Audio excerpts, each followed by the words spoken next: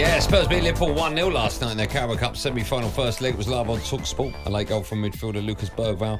It's given Spurs a narrow advantage to take to Anfield in a month's time. But Liverpool, of course, were left raging that the 18-year-old was still on the pitch after fouling Liverpool defender Tsimikas earlier on in the match whilst on a yellow card. Now, before we discuss, Benty, whether or not he should have been on the pitch to score that winner, what did you make of the game last night? Yeah, I thought it was a decent game of football. I thought the goalkeeper's performance was brilliant from Liverpool, from Spurs. Yeah. His distribution with the ball, I thought was brilliant. Made some really good saves as well. Looked quite comfortable considering he's only just got here. And I just thought it was a really good game of football. I don't think Liverpool were at their absolute scintillating best. They looked off it, didn't they? A bit flat. Yeah, they looked a bit flat. But a little bit like the continuation from the game against United. Yeah, why is that? Could it be a bit of a blip, do you think? Or maybe, slightly. I mean, 2 draws in a row, you'd probably say it is a blip for how good they've been this first half of the season. I thought Archie Gray again was brilliant. I think he's not his position, but for Top 18 lad. years old, he is going to be a top player. I thought Jed Spence was brilliant at left back, not his position. There were a number of performances in this team I thought very, very good. Of course, we all obviously wish and hope that he's okay. Bentancur with that tumble. Awful, that was. I thought Son was off it again. I don't think he was particularly great. Yeah, but I think hasn't been on it for a long time. For a while, but no, I thought Spurs played really well. By the way, though, what about the strike from Trent when he came on? And it got cleared off the line. Incredible. He's the only one that could do that. It's the strike. It's like when he hits it, he ain't going to shoot from there. Bang! Beats the goalkeeper as well. Gets Dragusin, clears it off the line.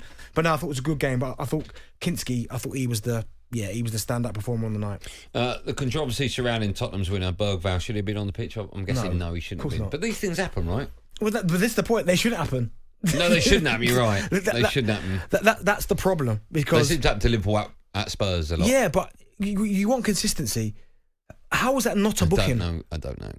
That's where people of all clubs are losing their minds because you've got the option to look at it again and make the right decision. He has clearly hacked someone down who's gone past him and got nothing. Yeah.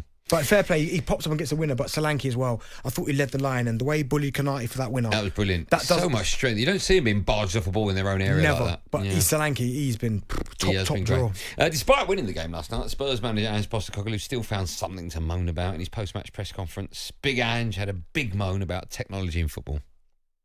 I think there's a lot of confusion at the moment. That's my belief, that the game is changing on the basis of technology. And I'm saying, why isn't anyone speaking up about it? Especially in this country who, for all intents and purposes, you guys think you're the custodians of the game. You've got a song that says it's coming home. This is your game. And yet it takes an Aussie from the other side of the world to be the one that's most conservative about changes. Just leave the game alone for a bit. Today, I can see why Arnie's would be very disappointed. If that was me, I'd be disappointed as well. But apparently they're the rules. I don't really understand what he's on about. Do you? What's he talking about? Well, I think the Arnie one, you can understand because they should be down to 10 men. That's what he's saying, Arnie. I can understand. And if it was the other way around. But going on about, apparently these are the rules. We saw one decision go against Tottenham the weekend. Remember we come out and gave that very bizarre post-match press conference about if you asked me if the game was fair, they go, what do you mean by that? And he just repeats it. Yeah. Well, there you go. That went against him at the weekend. Now it's gone for him. The only thing I'd say, and I agree with someone's put it in, I do agree with it, the first foul should never have been a booking. See, that's where it evens itself out. But it's not about evening itself out. It's about the rules, and they booked him for the first one. The second one has to be a booking. But no, I've never liked VAR. I've always been one. I know, but it's hit the stage, so we've got to get used to stop moaning about it. I'm not going to moan about the stadium announcements because I quite like that. I think if you're clear and transparent, I would like to hear that. But even when they come and do, was it Mike Refwatch or whatever it's called, when they talk Mike Refwatch? Yeah, Refwatch. I think it's called Refwatch.